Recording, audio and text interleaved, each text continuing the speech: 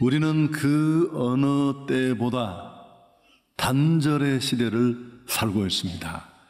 여러 곳이 그렇습니다마는 특히 부모와 자녀 사이에 이런 현상은 더 짙습니다.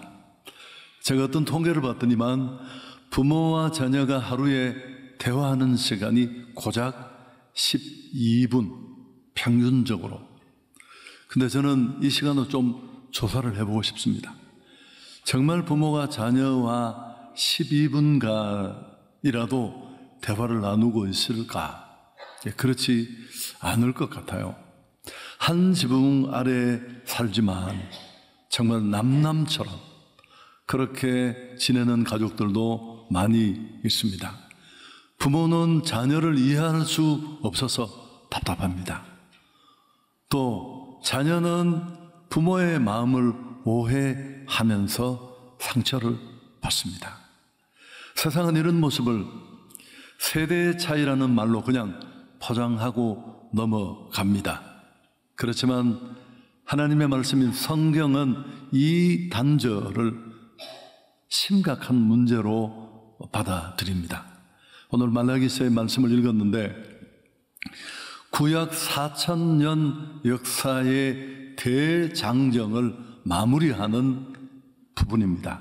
말라기가 구약 성경의 마지막 책이잖아요. 그리고 특히 오늘 본문이 말라기 4장 5절 6절은 그 구약 성경의 마지막 책의 마지막 두 구절입니다.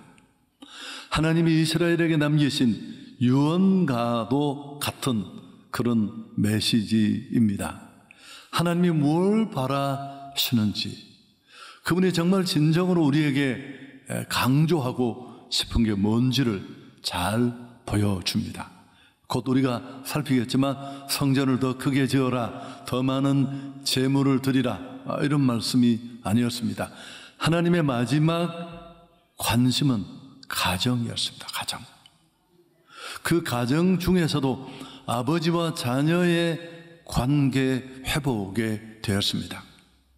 아버지의 마음을 자녀에게로, 자녀의 마음을 아버지에게로 돌이키라.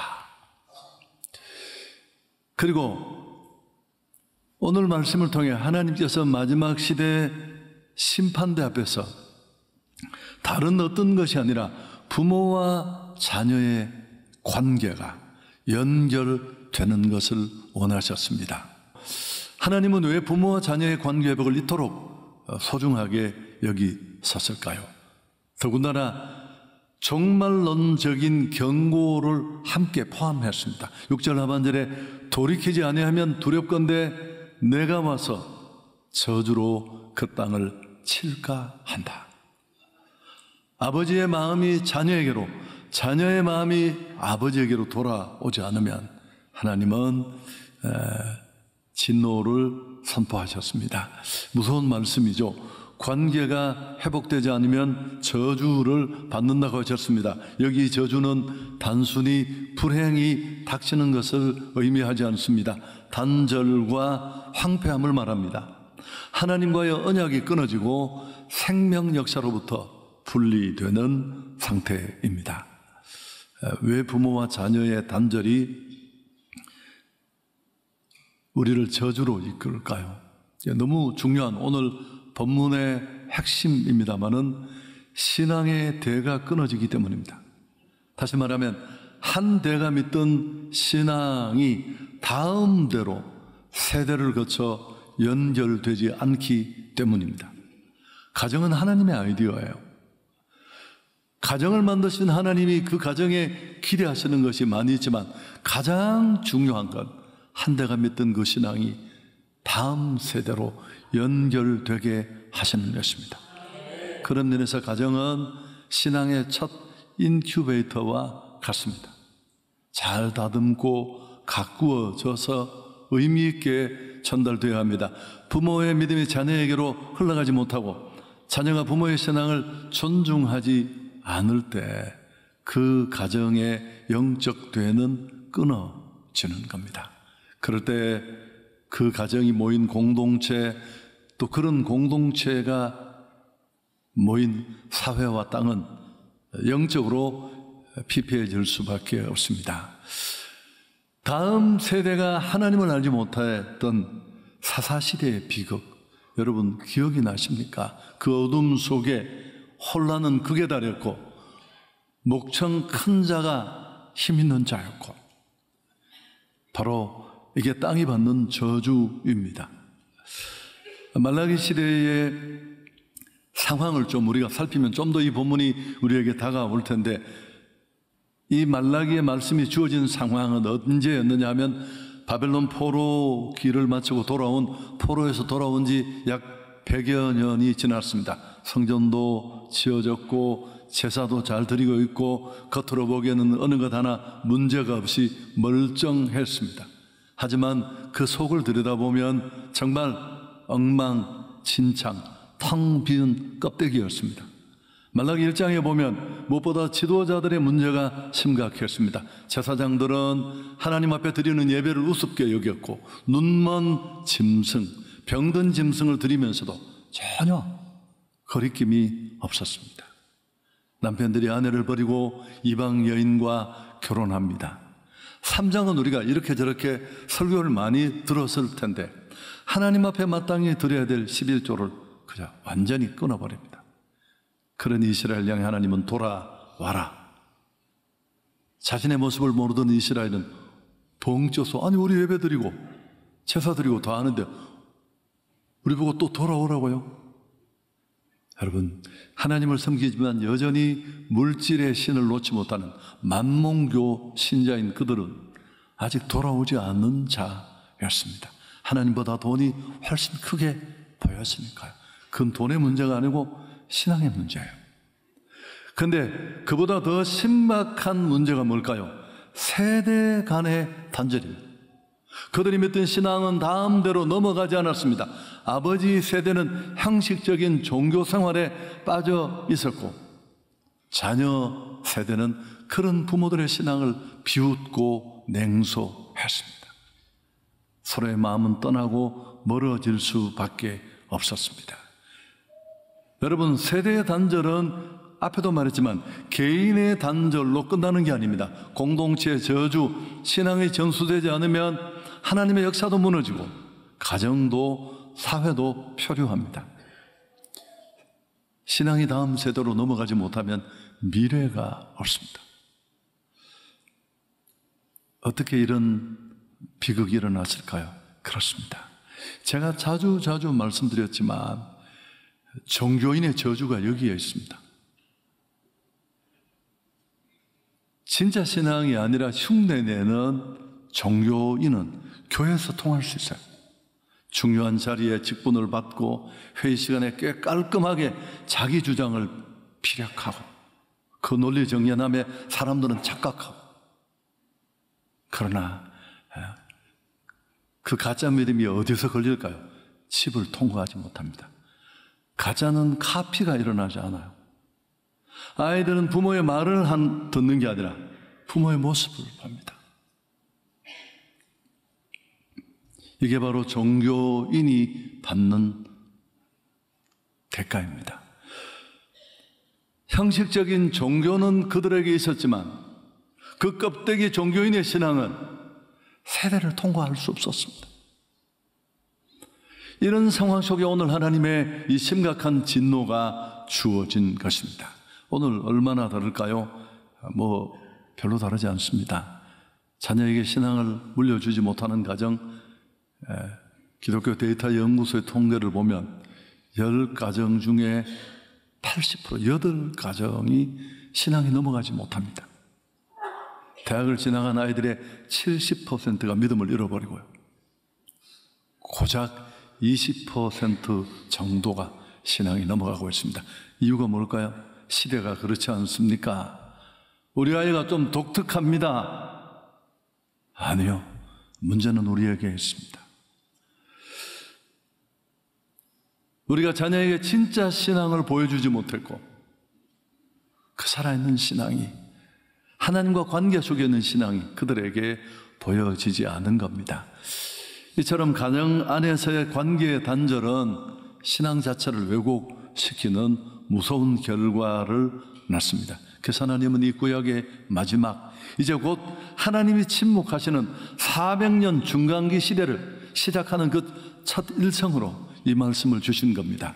6절 상반절 함께 읽습니다. 그가 아버지의 마음을 자녀에게로 돌이키게 하고 자녀들의 마음을 그들의 아버지에게로 돌이키게 하리라. 선택이 아닙니다. 저주를 피하고 생명을 얻기 위한 필수적인 말씀이죠. 자, 그렇다면 왜 마음이 돌아섰을까요? 이 당연하고도 소중한 연결을 무엇이 끊어버리고 가로막고 있을까요? 시간을 길게 말씀드릴 수 없습니다만 시간이 많이 가서, 부모의 마음은 언제나 자녀를 향해 기대와 염려가 한가득합니다. 내가 너를 낳았고 내가 너를 키웠고, 그 자녀를 향한 부모의 기대는 너무너무 큽니다. 혹시라도 한 걸음 빗나갈까 넘어질까 노심초사, 걱정이 많습니다. 우리는 그걸 사랑이라고 하는데, 그 사랑이 자꾸만 요구가 되고 조건이 되고 통제가 되어 밀어붙이면 아이들은 숨을 쉬지 못합니다. 직장에서 내가 이제 후배인데 선배 상사에게 뭔가 꼭 배워야 될 게 있는데, 선배님 좀 가르쳐 주십시오. 그래도 너무 막 정색으로 나서서 내 존재를 짓밟고 이것도 몰라 그러면서 얘기하면 짜증이 조금씩 나기 시작하면서 안 배우고 싶습니다. 근데 여러분, 우리는 자녀들에게는 그런 생각을 전혀 하지 않습니다.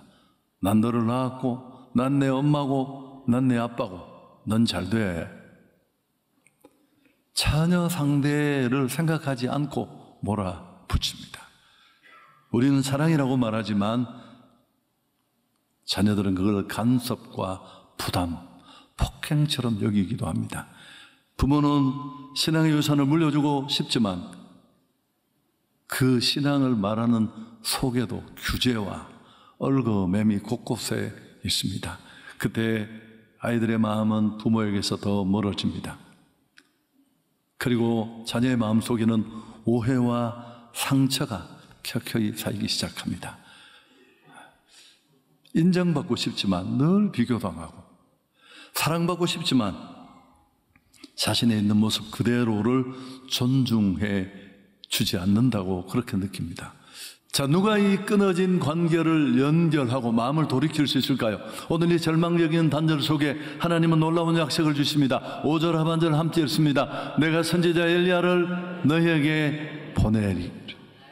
우리 힘으로는 이 벽을 허물 수 없다는 것을 그분은 아십니다. 하나님 직접 메신저를 보내 관계를 회복하시겠다는 의지입니다. 엘리야는 누굴까요? 누가복음 1장 17절에 보면 그가 또 엘리야의 심령과 능력으로 주 앞에 먼저 와서 아버지의 마음을 자식에게, 거스르는 자를 의인의 슬기에 돌아오게 하고 주를 위하여 세운 백성을 준비하리라. 이 구절을 인용하면서 중간기 시대가 끝나고 신약 시작일 때 세례요한이 바로 이 엘리야다. 엘리야의 심정과 능력으로 와서 이 사역을 할 것이라고 설명합니다. 세례요한이 한 일이 뭡니까? 광야에서 외쳤습니다. 회개하라, 천국이 가까웠느니라. 자신을 따르는 이들에게 예수 그리스도를 가르쳤습니다. 우리 가정에 깨어진 관계, 또 돌아선 마음을 돌이키고 진정 회복할 수 있는 길은 엘리야 대신 예수 그리스도십니다. 복음이고 십자가입니다. 은혜이고요. 부모는 무엇보다 먼저 내가 이 아이의 주인이다라는 생각을 버려야 합니다. 그런 생각을 하지 않지만 마치 내 것처럼 내 자식 아니요, 정확하게 말하면 아이들은 나의 자식이 아닙니다. 하나님의 사람입니다. 이 지구촌에 80억 넘는 인류가 살고 있는데 아담과 하와만 이미 갔지만 하나님이 만드셨고 나머지는 다 가정에 부탁하셔서 제작되어 세상에 출품된 작품들이에요. 그래서 가정은 사람이 만들어지는 곳입니다. 그 부모는 좀 객관적인 모습이 필요합니다. 나는 이 아이의 주인이 아니다. 나 역시 하나님 아버지의 사랑과 용서가 필요한 죄인된 한 자녀일 뿐이다 라는 것을 좀 생각할 필요가 있습니다.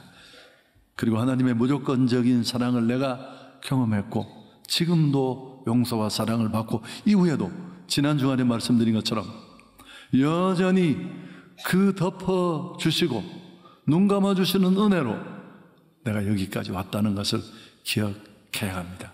그리고 그런 좀 객관적인 시각으로 내 아이를 보면 그 존재 자체를 받아들이게 되고 독특한 면, 정말 유니크한 부분을 때려잡지 않을 수 있습니다. 하나님이 내 아이에게 저런 면을 주셨구나. 어떻게 할 수 있을까? 부모가 해야 할 일은 지적하는 일보다는 칭찬하고 인정하는 일인데 저부터 쉽지 않습니다. 자녀들 역시 자신들을 향한 부모의 그 사랑, 서툰 사랑 방식, 그 사랑이 자기를 괴롭히고 힘들게 하지만 십자가 안에서 복음 안에서 은혜 받으면 조금씩 깨닫게 될 것입니다. 예수 그리스도만이 우리의 굳은 마음을 부드럽게 하시고 또 우리 가정이 제 기능을 할 수 있는, 돌이킬 수 있는 유일한 길이 될 것입니다. 정리하겠습니다. 부모와 자녀의 연결은 그저 화목한 가정을 만들어라, 그런 의미가 아닙니다. 이 땅에 임하는 저주를 막고 하나님의 복을 다음 세대로 흘려보내는 종말론적인 사명이 가정에 주어진 줄 믿습니다. 예수 믿고 잘 먹고 잘 살고 잘 누리고 끝나고, 그게 아닙니다. 하나님은 가정을 만드시고 그 가정을 통해 그분이 기대하시는 복음과 구원 역사가 다음 세대로 이어지기를 원하십니다. 하나님은 세대가 연결되기를 지금처럼 이렇게 끊어진 게 아니라 누구보다 원하십니다. 하나님의 구원 계획은 한 세대로 끝나지 않습니다. 대대로 이어지는 것입니다.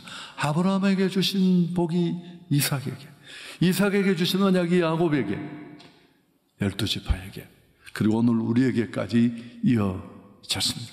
이건 너무너무 소중한 가정의 역할입니다. 명절에 모여서 함께 예배드리고 행복하고 그것만이 아니라 이런 것까지입니다. 이 사명을 위해 오늘 우리가 무엇을 할 수 있을까요? 하나님이 4000년 역사를 끝내면서 그 암흑시대 이전에 아주 심각하게 경고를 섞어 선포한 이 의미를 우리가 곱씹어야 합니다. 그래서 여러분, 우리는 가정이 중요하다고 말하지만, 죄송합니다. 제가 또 설교자, 저를 비롯한 우리 목사님들을 만나보면 설교가 중요하지 않다고 생각하는 사람 아무도 없어요. 근데 문제는 말일 뿐이에요. 정말 설교가 중요하다고 알면 혼을 담고 진심을 갈아놓고 밤을 새우고 죽이 되든 밥이 되든, 말씀을 듣는 성도들이 무슨 말인지는 몰라도 야, 저 인간 진짜 애썼네, 머리가 빨갛게 됐네, 그렇게 느껴져야 된다는 거죠. 근데 정말 우리가 가정에 대해서 그런 관심이 있는가? 목사님이 저희 너무 힘들었고 새방에 살면서 생존이 우리의 목적이었고 나 할 말이 있습니다. 아니요. 여러분, 어떤 이유로 제가 수십만 명의 교회를 만들었습니다, 그렇게 말한다고 제 가정 사역이 면제될 수 없습니다. 엘리 제사장의 경우를 들지 않아도 충분하겠죠. 그래서 거창한 것 전에 우리가 가정에서 작은 엘리야의 사명을 감당했으면 합니다. 우선 첫 번째, 이번 주 자녀에게 단 한 번이라도 가르치려고 하지 말고, 따지지 말고 그냥 정말 진심으로 물어봅시다. 오늘 하루 어땠니? 학교에서 힘들지는 않았니? 직장에서 어려운 건 없니? 여러분, 쉽지 않습니다. 제가 우리 부목사님들 1년에 한 번이라도 교육자들 만나서 상담을 하려고 불러놓고 제가 A4용지 이만큼 갖다 두고, 그래 목사님 어려운 일이 많으시죠? 그러면 아니요, 어려운 일 전혀 없는데요. 아니 그래도 힘든 일이 많잖아요. 내가 잘 설명도 안 하고 막 소리지는, 그런 거 없습니다. 제가 5분을 멍석을 깔면 그때부터 시작합니다. 사실은 사례도 너무 적고 육아휴직도 필요하고 일찍 같은 거 됐습니다. 다 합시다. 여러분, 듣고 싶지 않은 얘기도 있지만 그래도 다 들어보면 내가 이렇게 멍석을 깔지 않았으면 그건 알 수도 없는 일이에요. 평생. 우리가 아이들에게 그런 기회를 주지 않습니다. 나는 너무 정답이고. 이 드럼이 다쳤던 자녀들의 마음을 열 수 있습니다. 여러분, 우리는 너무 가르치려고 해서 지금 이게 다 꼬인 거니까. 두 번째, 신앙을 삶으로 보여줍시다.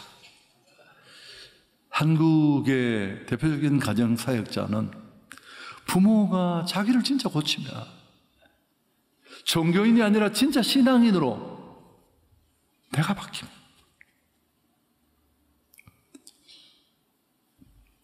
이 에너지가 수십만리 밖에까지 가서 외국에 유학 간 아이 마음도 바꾼대요. 다. 여러분, 디모데의 가정은 좋은 예가 될 수 있습니다. 디모데후서 1장 5절의 내용 같이 한번 읽겠습니다.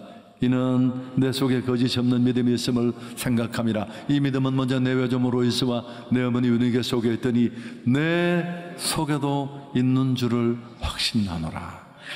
조금만 띄워주십시오. 바울이 젊은 목회자 후배 사랑하는 애 제자 디모데를 보고 너무너무 이뻐합니다. 바울은 상당히 샤프한 지도자에서 마음에 잘 들지 않는데 왜 디모데를 그렇게 이뻐하고 좋아했을까요?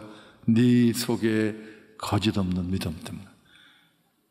아무리 나쁜 악한도 순수하고 이런 깨끗한 믿음 좋아하거든요. 근데 이 믿음이 어떻게 만들어졌다고요? 갑자기 만들어진 믿음이 아니에요. 먼저 그 할머니 로이스 속에, 그리고 그 어머니 유니게 속에 있다가 지금 디모데 안에 들어온 겁니다. 여러분, 여기 정말 중요한 표현은 뭘까요? 실제로 그 할머니 안에 이 믿음이 팩트로 존재했어요. 그래야 그게 다음대로 전달될 수 있었고요. 제일 중요한 표현은 있더니 있게 되었다. 흉내내는 종교인의 신앙은 카피가 되지 않는다니까요. 그게 진짜 우리의 거짓이 들통나는 순간입니다. 그래서 이 진실하고 깨끗한 믿음이 디모데 안에 자리 잡을 수 있었습니다. 오늘 예배를 통해 여러분에게 드리고 싶은 말씀은 하나입니다. 우리 모든 가정이 이 마지막 시대에 하나님이 긴급하게 경고로 외치는 이 음성을 들어야 할 줄 믿습니다. 그리고 가정이 얼마나 소중한 것인지, 그냥 우리끼리 모여서 행복하고 예배도 이게 끝이 아니라 우리는 우리 신앙을 다음대로 넘겨주어야 될 가정의 초유의 사명이 우리 손에 주어진 줄 믿습니다. 그런데 일이 여의치 않아요. 쉽지 않아요. 세대 탓만 하고 있지 말아야 합니다. 최고의 노력을 다합시다. 유대인들처럼. 이 책 이야기도 많이 했잖아요. 13세 이전에 끝나는 유대인의 자녀 교육. 내가 20명 이상 선물을 했어요. 꼭 사서 보십시오. 여러분, 그들은 남자아이 13세, 여자아이 12세가 성인식을 하는 나이입니다. 그 12년, 13년을 하나님이 내게 맡긴 시간이라고 생각하고 하나님의 사람을 내가 만들어갑니다. 모든 시간을 다 할애해서 그런 노력이 필요합니다. 저도 두 가지를 제안하고 설교를 마치려고 하는데 이 설교 듣고 무슨 변화가 일어나겠습니까? 첫 번째, 지난주부터 말씀드렸던 가정예배. 이건 정말 가정이 재기능을 하고 축복을 다음대로 넘길 수 있는 종합 선물 세트라고 저는 말하고 싶습니다. 성경을 딱 펴는 순간 이미 그분의 왕되심은 드러나는 겁니다. 그래서 이게 쉽지가 않아서 여러분, 우리 그 카톡으로 한 2,000명 연결되어 있는데 안 되어 있는 분은 요청하십시오. 교구나 다락에 그 교회 주보 또 주일 메시지가 가면서 함께 이 가정 예배를 보내드리겠습니다. 그리고 홈피 공지사항에 가정 예배 말씀 한상이라는 코너를 만들어서 음성으로도 듣고 함께 못할 때는 간절하게 한 20분 안에 예배할 수 있도록 시간도 아예 정합시다. 목요일 저녁. 저부터 실행에 옮기겠습니다. 두 번째, 노력이니까 11월 16일 주일이 추수감사 주일인데 원래 우리 행축이 좀 당겨졌습니다. 11월 2일로. 그 다음 주는 교회 창립 주일, 이 마지막 주일에 세대 통합 예배를 한번 드렸으면 좋겠습니다. 아이들 다 데려와서, 그게 쉽지 않을 것 같지만 데려와서 정말 함께, 주일학교와도 얘기가 됐습니다. 가족 예배 드리면서 우리가 같이 기도도 하고 또 회개할 거 회개도 하고, 쉽지 않겠지만, 그리고 3대가 함께 나오면 상을 드리겠습니다. 뽀뽀를 해드리든지 선물을 드리든지, 어쨌든 여러분의 그 예심에 표를 남기도록 하겠습니다. 여러분, 가정은, 제가 지난주도 얘기하지 않았나요? 제가 어떤 분에게 문자를 썼습니다. 심각한 가정 문제를 앓는 한 분에게, 가정은 너무너무 소중한 것입니다. 어떤 경우에도 가정을 포기해서는 안 됩니다. 하나님께 영광을 돌리겠습니다.